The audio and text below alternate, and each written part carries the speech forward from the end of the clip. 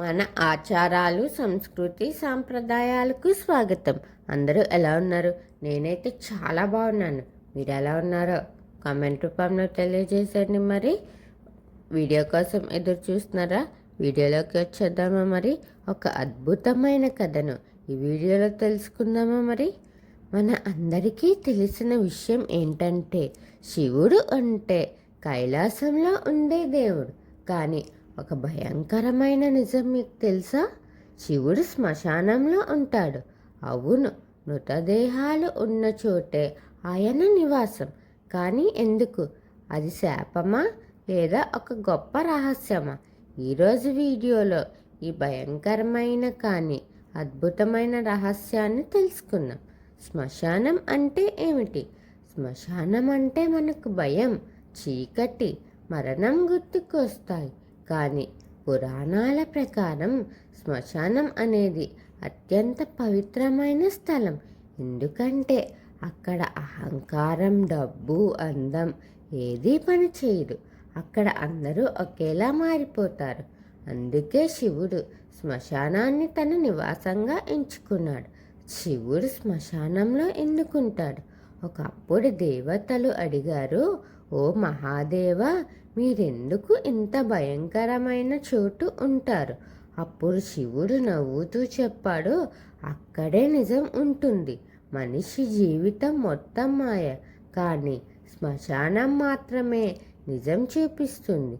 శివుడు అక్కడ ఉండటానికి కారణం మనిషి ఒక పాఠం చెప్పడమే. నువ్వు ఏమి తెచ్చావు, ఏమి తీసుకెళ్తావు.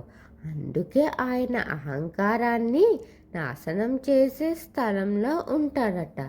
భూతాలు, ప్రేతాలు ఎందుకు శివుడితో ఉంటాయి? శివుడి దగ్గర భూత ప్రేతాలు ఉంటాయి.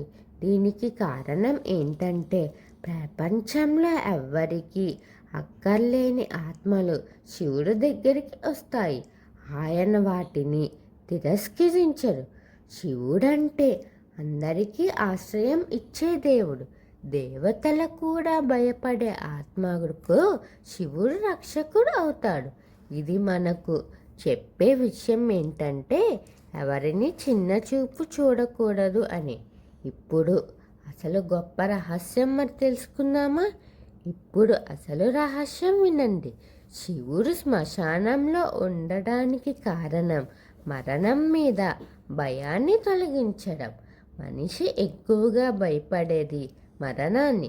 కానీ శివుడు చెబుతున్నది ఏమిటంటే, మరణం అంతం కాదు, అది మార్పు మాత్రమే. అందుకే ఆయన శ్మశానంలో ఉంటూ జీవిత సత్యాన్ని గుర్తు చేస్తాడు. జీవితం తాత్కాలికం, ఆత్మ శాశ్వతం. ఇప్పుడు మీరు అర్థం చేసుకున్నారా? శివుడు భయంకరుడు కాదు, ఆయన అత్యంత కరుణామయుడు అని. మరణాన్ని కూడా ఒక పాఠంగా మార్చిన దేవుడు. అందుకే ఆయనను మహాకాలుడు అంటారు. ఒక అద్భుతమైన కథను తెలుసుకున్నాం కదా. మరిన్ని రహస్య కథల కోసం ఎదురు చూస్తూ ఉండండి. మన ఆచారాలు, సంస్కృతి, సాంప్రదాయాలు వీటి మీద మీకు ఆసక్తిగా ఉంటే నా ఛానల్ని సబ్స్క్రైబ్ చేసి అలాగే పక్కనే ఉన్న బెల్ ఐకాన్ క్లిక్ చేయండి. నా వీడియోస్ని మీరు ఆదరించి లైక్, షేర్, కామెంట్ చేయండి. ఓం శ్రీ మాత్రే నమః.